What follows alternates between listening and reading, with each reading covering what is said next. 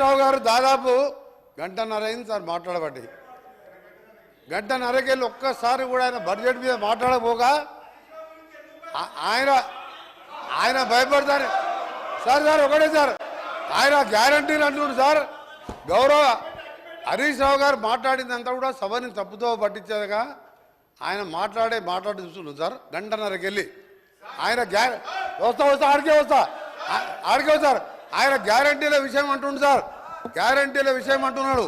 2001లో ఆయన పార్టీ పెట్టినప్పుడు సార్, కొండా లక్ష్మణ్ బాబుజీ గారి ఇంట్లో పార్టీ పెట్టినప్పుడు నేను తెలంగాణ పార్టీ పెడుతున్నాం, రాష్ట్రాన్ని తెలంగాణ వచ్చే మొట్టమొదటి ముఖ్యమంత్రి దళితుడు అవుతాడు, దళితుని చేయలేకపోతే మెడ మీద తల తీసుకుంటా అని ఆ రోజు ముసలైనాయి సార్. అబద్ధాలు అంటే వీలై, గ్యారంటీలు అంటే వీలై, మోసాలు సార్. డబుల్ బెడ్రూమ్ కడతా, డబుల్ బెడ్రూమ్లో బిడ్డ అల్లుడు వస్తే ఎక్కడ వండుకోవాలి, బేకరీ కట్టేసుకోవాలి. మీ రంగం మాటలు సార్. ఒక నిమిషం సార్. ఇంకొకటి సార్, ఇంకా హరీష్ రావు గారు ఒక మాట మాట్లాడి సార్. హరీష్ రావు గారు 24 గంటలు కరెంట్ ఇచ్చినా అన్నాడు సార్. 24 గంటలు కరెంట్ ఇచ్చినా అంటే నేను ఒక సబ్స్టేషన్ సార్, బండ సోమవారం అనే సబ్స్టేషన్కి వెళ్ళాను. అక్కడ ఆపరేటర్ బస్ అయిన ఆపరేటర్ వీడియో రికార్డింగ్ ఉన్నది.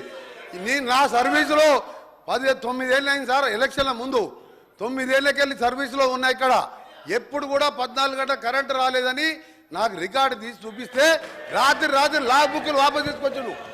మోసాలు, దగ, కుట్రలు, అబద్ధాలు అన్ని నేర్పింది ఎవరంటే అవన్నీ టీఆర్ఎస్ పార్టీ పుట్టిన తర్వాత పుట్టిన సార్.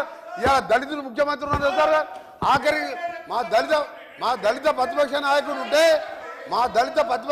ఉంటే చూసి ఓడవలేక 13 మంది శాసనసభ్యులని సంతలో పశువుల్లాగా కొని ప్రతిపక్ష హోదా లేకుండా చేసాడు. ఇవాళ హరీష్ రావు గారు మాట్లాడితే సార్, ఇవాళ దయ్యాలు వేదాలు వెళ్తున్నాయి. మొత్తం మోసం, దగ, కుట్రలు, కుతంత్రాలు. నిజంగా నువ్వు మాట్లాడే సార్, ఒక్క పాయింట్ కూడా సపోర్ట్ చేయాలి. ఇవాళ వాళ్ళు మాట్లాడేవారు సార్. అందుకని హరీష్ రావు గారు, నీ దగ్గర సబ్జెక్ట్ లేదు. నేను అనుకోండి సార్, చివరిగా నిన్న టీవీలో చూసేవారు అంటే నిన్న కేసీఆర్ గారు ప్రెస్ మీట్లో సార్, కేసీఆర్ గారు మీడియా బయట పోయి రేపు కాంగ్రెస్ పార్టీ బడ్జెట్ మీద వచ్చి చీల్చి చెండాడుతా అంటే నేను 9 నెలలకే వచ్చి కూర్చున్నా సార్. ఇక చీల్చి చెండాడుతారేమని ఏం చెండాడు సార్. ఆయన వచ్చే మొగలు లేక ఈయనని పంపించిండు. మా బడ్జెట్ ఏమన్నా సార్, 72,000 కోట్ల అగ్రికల్చర్ కోసం 72,000 కోట్లు పెట్టాం, ఇరిగేషన్కి 22,000 కోట్లు పెట్టాం. చేసేదే బడ్జెట్లో పెట్టాం.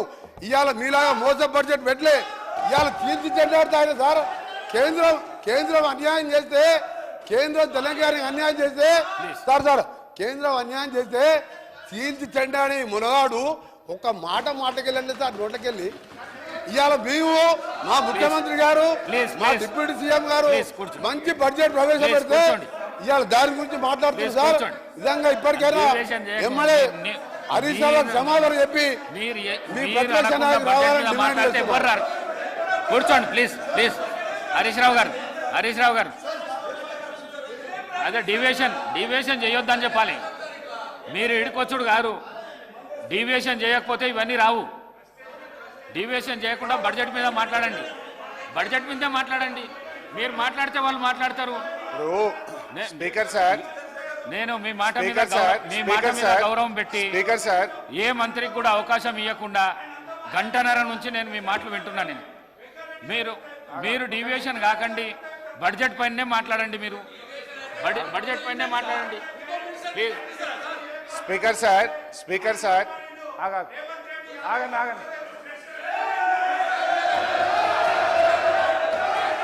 Speaker sir